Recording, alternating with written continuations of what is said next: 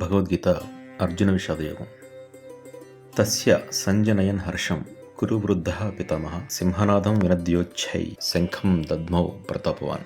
ద్రోణుడితో దుర్యోధనుడి సంభాషణ అంతా విన్న కురువృద్ధుడు ప్రతాపవంతుడు అయిన భీష్మ పితామహుడు విచారపడుతున్న దుర్యోధనుడికి సంతోషాన్ని కలిగించడానికి గాను ఒక్కసారిగా సింహంలా గర్జించి తన సమరోత్సాహాన్ని ప్రకటిస్తూ తన శంఖాన్ని గట్టిగా ఊదుతాడు. అంటే భీష్ముడు తన సైడ్ నుంచి ఐఎమ్ రెడీ టు ఫైట్ అని ఒక సిగ్నల్ ఇచ్చాడు. ఇంతకీ 18 రోజుల మహాభారత యుద్ధంలో భీష్ముడు 10 రోజులు, ద్రోణుడు 5 రోజులు, తర్వాత కర్ణుడు 2 రోజులు, శల్యుడు 1 పూట, దుర్యోధనుడు 1 పూట యుద్ధం చేశారు. ఇంత ఘోర యుద్ధానికి కారకుడైన దుర్యోధనుడు ఎంత చేసి యుద్ధం చేసింది 1 పూట మాత్రమే. మేజర్ పార్ట్ యుద్ధం అంతా కూడా భీష్ముడే చేశాడు. తతశంఖాశ్చ భేర్యశ్చ పణవానక గోముఖాః సహ శైవాభ్య హన్యంత సశబ్దస్తుములో అభవత్. భీష్ముడు పూరించిన శంఖనాదానికి ఉప్పొంగిన ఉత్సాహంతో ఇతర కౌరవపక్ష వీరులు కూడా వారి వారి శంఖములు, భేరీలు, తప్పెటలు, కొమ్ము బోరలు మొదలైనవన్నీ మ్రోగించి తమ ఉత్సాహాన్ని ప్రకటించారు. ఇలా ఆ వివిధ రకాల యుద్ధ భేరీలు, శంఖముల శబ్దంతో దిక్కులు పెక్కటిల్లిపోయాయి. పెక్కటిల్లడం అంటే నిండిపోవడం, అంటే నలుదిక్కుల కాదు అష్టదిక్కుల ఈ యుద్ధ వాయుద్యాల శబ్ద తరంగాలు వ్యాపించాయి. తత్ శ్వేతైర్హయైర్యుక్తే మహతి స్యందనే స్థితౌ మాధవః పాండవశ్చైవ దివ్యౌ శంఖౌ ప్రతధ్మతుః. అప్పుడు ఆ ఉత్సాహభరిత యుద్ధ రంగంలో శైభ్య, సుగ్రీవ, మేఘపుష్ప, వలాహకమనే దివ్యమైన 4 తెల్లని గుర్రములు పూంచిన గొప్ప రథములో కూర్చుని ఉన్న కృష్ణార్జునుడు ఇద్దరూ కూడా తమ తమ దివ్య శంఖాలను గట్టిగా ఊదారు అని సంజయుడు ధృతరాష్ట్రునికి చెప్తున్నారు. కృష్ణార్జునులు ఉన్న ఈ గొప్ప రథం కథ ఏంటో ఇప్పుడు చూద్దాం. సుభద్ర అర్జునుల వివాహం తర్వాత బలరాముడు, కృష్ణుడు సపరివారంగా ఇంద్రప్రస్థానికి వెళ్ళి తమ చెల్లెలకి సారే, కట్నం మొదలైనవన్నీ ఇస్తారు. పాండవులు కూడా వీళ్ళకి తిరిగి రిటర్న్ గిఫ్ట్లు ఇస్తారు. ఈ తతంగం అంతా అయ్యాక కృష్ణుడు మాత్రం ఇంద్రప్రస్థంలో ఉండిపోయి మిగిలిన వాళ్ళంతా కూడా ద్వారక్కి వెళ్ళిపోతారు. కొన్నాళ్ళు గడిచాక ఓ వేసవికాలం, ఎండలు బాగా మండిపోతున్నాయి. తీవ్రమైన వడగడపులు, చెట్లన్నీ ఎండి ఎండ తీవ్రతకి మాడిపోతున్నాయి. ఎండలకి తట్టుకోలేక అర్జునుడు కృష్ణుడితో, బాబాయ్ ఎండలు చాలా గట్టిగా ఉన్నాయి కదా, కొన్నాళ్ళు మనం ఏదన్నా హిల్ స్టేషన్ అంటే కొండ ప్రాంతాలకు వెళ్ళి అక్కడ కొండలు, అడవులు, సరోవరాలు కాస్త అలా ఏదైనా కొండ ప్రాంతానికి వెళ్ళొద్దాం అని అడుగుతాడు. కృష్ణుడు సరే అంటాడు. ఇంకిద్దరు కూడా కావలసిన పరివారాన్ని, సైన్యాన్ని, ఆహార పదార్థాలన్నీ తీసుకొని అలా తిరుగుతున్నారు. వివిధ రకాల కొండలు, వనాలు, అడవులన్నీ తిరుగుతున్నారు. అలా తిరిగి ఓ రోజు ఖాండవము అనే ఓ అడవి దగ్గర ఒక చల్లని ప్రదేశంలో కూర్చుని ఇద్దరు మాట్లాడుకుంటూ ఉంటారు. అప్పుడు బ్రాహ్మణుడి వారి దగ్గరికి వచ్చి, ఆకలిగా ఉంది, ఆహారం పెట్టండి అని అడుగుతాడు. సరే ఏం కావాలి, ఏం తింటావు చెప్పు, పెడతాం, తిందుగాని అంటారు వీళ్ళిద్దరు. అప్పుడు ఆ బ్రాహ్మణుడు, ఈ ఖాండవనాన్ని తింటాను అంటాడు. వీళ్ళు ఆశ్చర్యపడి, ఖాండవనాన్ని తినడం ఏంటయ్యా అని అనేసరికి ఆ బ్రాహ్మణుడు తన నిజరూపాన్ని చూపి, నేను అగ్నిహోత్రుణ్ణి, చాలా కాలం పూర్వం శ్వేతకి అనే ఓ రాజు ఉండేవాడు. ఆయనకి యజ్ఞాలు చేయడం చాలా ఇష్టం, చాలా యజ్ఞాలు చేశాడు. యజ్ఞాల్లో ఎన్నో దాన ధర్మాలు కూడా చేశాడు. ఆయనకి తృప్తి కలక్క 100 ఏళ్ల సత్రయాగం ఒకటి మొదలు పెట్టాలనుకున్నాడు. ఇక్కడ సత్రయాగం అంటే అందరూ ఋత్విజులు, అందరూ యజమానులుగా ఉండి అనేక సంవత్సరాల పాటు చేసే ఒక యజ్ఞం, అది సత్రయాగం. అయితే ఈ శ్వేతకి మహారాజు 100 ఏళ్ల సత్రయాగం చేయాలనుకున్నాడు కదా. అప్పటికే చాలా యజ్ఞాలు చేసినాడు కాబట్టి బ్రాహ్మణులు, ఋత్విజులు అందరూ విసిగిపోయి ఉన్నారు. ఈ ఎన్ని యజ్ఞాలు చేస్తాడు బాబు ఈయన అని. అంటే వాళ్ళకి ఇంకా వేరే పని ఏమీ లేకుండా కేవలం యజ్ఞాలు చేయడమే పనిగా అయిపోయింది ఇంకా వాళ్ళకి. దాంతో ఈ ఋత్విజులందరూ కూడా విసిగిపోయినారు. ఋత్విజులను పిలిస్తే, ఎప్పటికీ మనం చాలా యజ్ఞాలు చేసాం, ఇంకా మా వల్ల కాదు అన్నారు. మాకు కొంత గ్యాప్ కావాలి, మా వల్ల కాదు, మేము చేయించలేమన్నారు. అప్పుడు ఈ శ్వేతకి రాజుగారు కైలాస పర్వతం వెళ్ళి శివుని గురించి తపస్సు చేశాడు. శివుడు ప్రత్యక్షమై ఏం కావాలి అని అడిగితే, నేను ఇలా 100 సంవత్సరాల పాటు జరిగే ఒక సత్రయాగం చేయాలనుకుంటున్నాను, ఋత్విజులు లేరు కాబట్టి నువ్వు ఋత్విజుడిగా ఉండి నా చేత యజ్ఞం చేయించు అన్నాడు.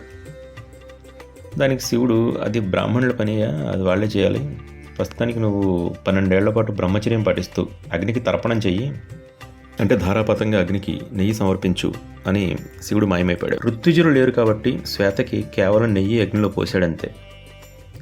ఇక్కడ స్వాహా మంత్రాలు లేవు. స్వాహ అంటేనే అది దేవతలకు చెందుతుంది అగ్ని ద్వారా. స్వాహ లేదు కాబట్టి ఆయన ఏదో అగ్నిని ప్రార్థిస్తూ, అగ్నిని స్తోత్రం చేస్తూ ఆ నెయ్యిని అగ్నిలో పోస్తున్నాడు. కాబట్టి ఆ నెయ్యి అంతా అగ్నికే చెందుతుంది. దానివల్ల ఆ నెయ్యి అంతా అగ్ని తాగాల్సి వచ్చి అన్ని సంవత్సరాల పాటు అంత నీతిని అగ్ని తాగాల్సి వచ్చి అగ్నికి అజీర్తి చేసింది. ఇక్కడ అదే విషయాన్ని ఈయన చెప్తున్నమాట. ఇక ఈ శ్వేతగిరి రాజు గారు 12 ఏళ్ళు ఇలా అగ్నిలో నెయ్యేసాడు కదా. శివుడు ప్రత్యక్షమై నేను చేయించలేను కానీ నువ్వు నన్ను అడిగావు కాబట్టి నా అంశతో ఉన్న ఒక మహాత్ముడిని చూపిస్తాను, ఆయన చేయిస్తాడులే తన శిష్య బృందంతో వచ్చని చెప్పి దూర్వాస మహామునికి ఆ బాధ్యత అప్పగిస్తాడు. దూర్వాస ముని ఋత్విక్కుగా ఉండి ఆయన శిష్య పరివారంతో వచ్చి ఋత్విజులుగా అందరూ ఉండి 100 ఏళ్ల పాటు ఆ సత్రయాగాన్ని నిర్వహిస్తారు. యజ్ఞం అయిపోయింది. ఓకే, బట్ ఇక్కడ ప్రాబ్లం ఏమొచ్చిందంటే శ్వేతకి పోసిన నెయ్యి తాగి నాకు అగ్నివంద్యం వచ్చిందయ్యా, అజీర్తి చేసింది. ఆ బాధ భరించలేక నేను బ్రహ్మగారి దగ్గరికి వెళ్ళి మొరపెట్టుకున్నాను, నాకు ఏదైనా సొల్యూషన్ చెప్పమని.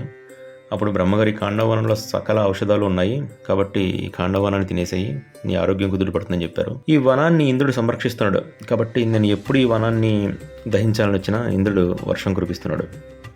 చూడండి, కాండవనం ఔషధాలు బాగుండాలంటే వర్షం ఉండాలి. ఇంద్రుడు తన పని తాను చేస్తున్నాడు అనమాట. దీనివల్ల ఈ వనాన్ని తినడం నాకు అవ్వడం లేదు. నేను మళ్ళీ వెళ్ళి బ్రహ్మగారికి విషయం చెప్తే ఇంద్రుడు ఇలాగ అస్తమానం వర్షం కురిపిస్తున్నాడు, అయ్యా ఏం చేయమంటావు అని అడిగితే ఆయన కొన్నేళ్ల తర్వాత నరనారాయణుడు భూమిపై అర్జునుడు కృష్ణుడిగా అవతరిస్తారు.